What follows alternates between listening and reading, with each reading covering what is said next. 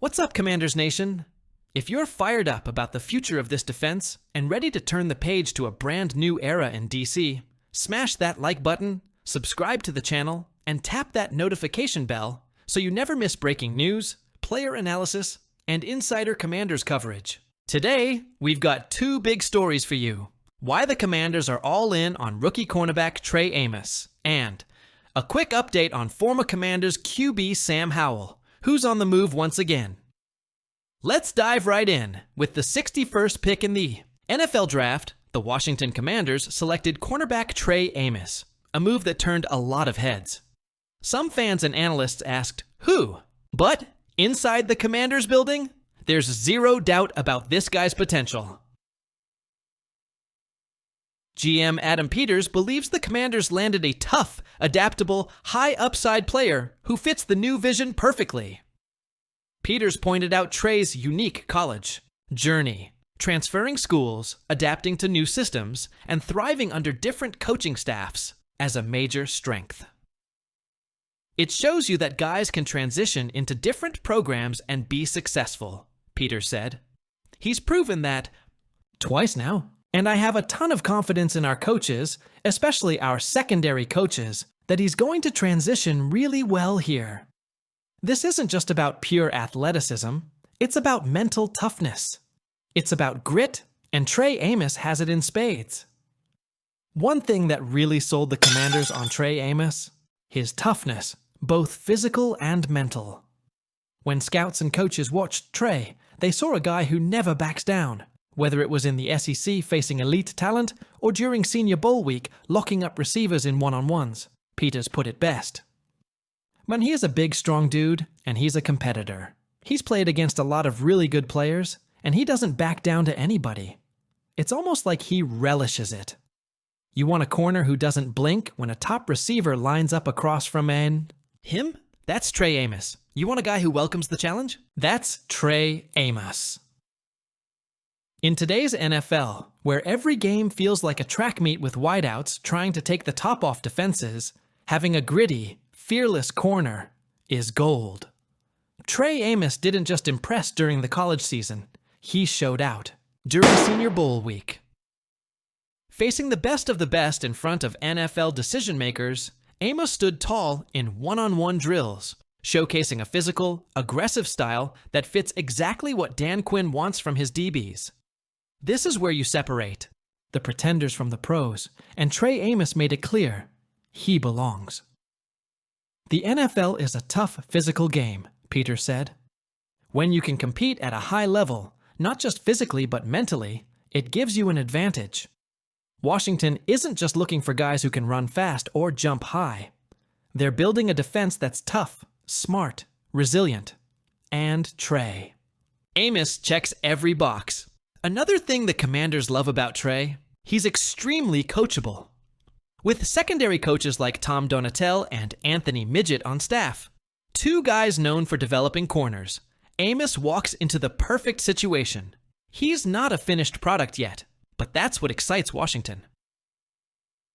They see a player with starter traits who can be molded into something special. And just like Adam Peters said, it's not just about talent anymore in DC. It's about building a gritty, connected, accountable team.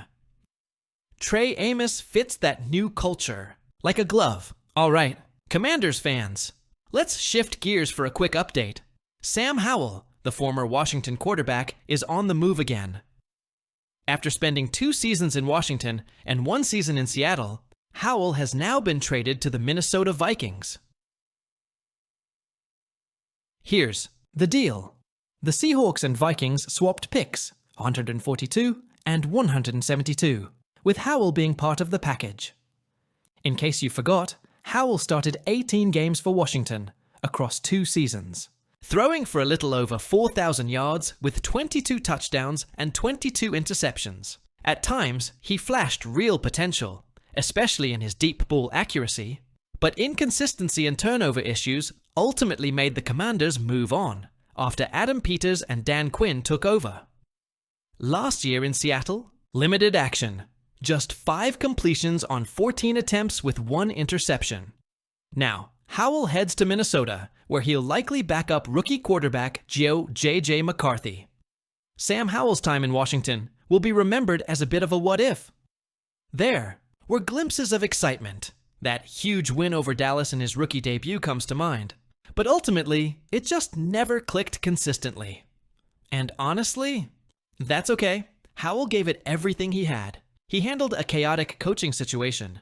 He fought hard every week. But in today's NFL, you either seize the moment or teams move on. Credit to Sam. He's still got a shot to carve out a career. Maybe backing up a young star like McCarthy will be the reset he needs. And for Washington, it's one more step toward a new identity, a new era, and a new standard. First off, we have to appreciate the bigger picture. Commanders GM Adam Peters is doing everything right when it comes to surrounding Jayden Daniels with the weapons and protection he needs to explode in year 2. We've seen it already. Trade for superstar WR Deebo Samuel Sr. Major. Investment in offensive tackles to solidify protection. New dynamic weapons to keep defenses guessing. It's a masterclass in maximizing a young quarterback's rookie contract window. Something Peters lived firsthand in San Francisco when Brock Purdy shocked the league. But now, he's got an even more special talent in Jayden Daniels. And Jaylen Lane, the Commanders' 128th overall pick, fits perfectly into that grand plan. If you're not super familiar with Lane, here's the quick scouting report. Local guy, Virginia Tech standout. Electric with the ball in his hands. True playmaker in space. High football IQ and vision. Elusive, quick twitch mover who thrives on quick passes and open field opportunities. Lane isn't the biggest receiver out there. He's built compact. Low to the ground, but that low center of gravity actually works to his advantage. Think about it. He's harder to bring down. He slips tackles. He creates chaos with even a sliver of daylight.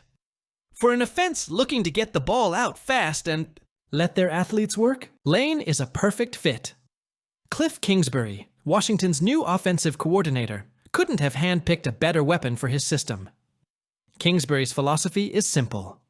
Get the ball out quickly. Create easy yards after catch. Attack defenses horizontally to open vertical shots. And Jaylen Lane fits that to a T. He's basically a Deebo light.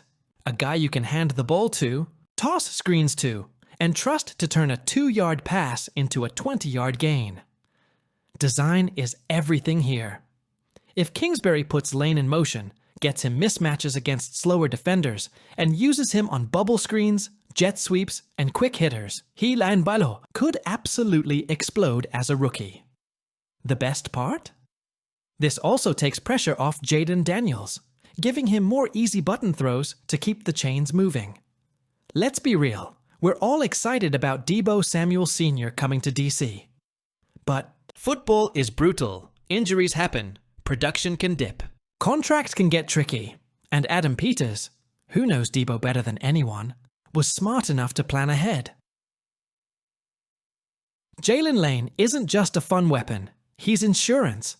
If Deebo misses time, or if, for whatever reason, this ends up being a 1-year rental, Lane gives the Commanders a similar player profile already in-house. That's how smart teams operate. They don't wait for problems to show up. They prepare before they happen. Now, let's be honest, Jaylen Lane isn't a finished product. Yet, he'll need to work on polishing his route running, adding a little more strength to fight through NFL contact, learning to adjust against complex zone coverages. But the raw tools are absolutely there. And with a coaching staff that emphasizes individual development, and a young QB like Daniels who thrives in rhythm passing, this is the ideal spot for Lane to grow. Year 1 expectation. Think specialized role. Maybe 20-25 snaps a game early, gradually expanding as he gains confidence. Long term, he could become a true starter and a dynamic weapon in this offense. All right, Commanders Nation, now it's your turn to sound off. Are you excited about the addition of Trey Amos? Do you think he can develop into a starting corner in this defense? And what's your final verdict on the Sam Howell era? Good memories or time to move on? Drop your thoughts in the comments.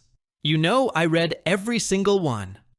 Make sure you smash that like button, subscribe if you're new here, and hit that bell so you don't miss our next deep dive into everything burgundy and gold. The new Commanders. Era isn't just coming, it's here, and it's going to be special. See you in the next video. Hail to the Commanders!